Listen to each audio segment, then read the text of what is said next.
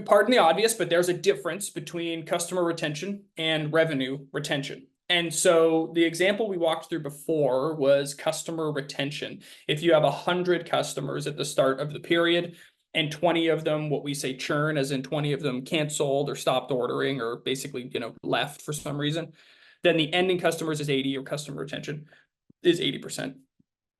Now, what the nice thing about revenue retention on the revenue side is it's not a fixed logo count. When I say low, I mean like a customer. Like this is a fixed 100 people, right? Or 100 customers.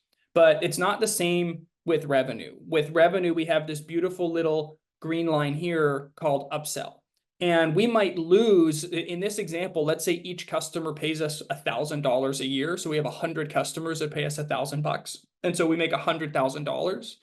If we churn 20 of them, we're going to lose $20,000. But if we can upsell 10 of them or 20 of them or 30 of them, we could upsell 20 of them at an extra $500, and we could increase that revenue, that upsell revenue, by $10,000, which could get us to an ending revenue of 90,000, which means that our revenue retention is actually 90%. Now, revenue is what pays the bills, or I mean, profit is what pays the bill. I guess revenue really is what pays the bills. So that's really more of a North Star, I think, to focus on. You typically don't want your customer churn to be too high. It's just really hard to backfill enough expansion revenue if your customer retention is only 50% or something like that. Like you have to just keep adding in the top of the bucket every year because you have so much kind of coming out the bottom.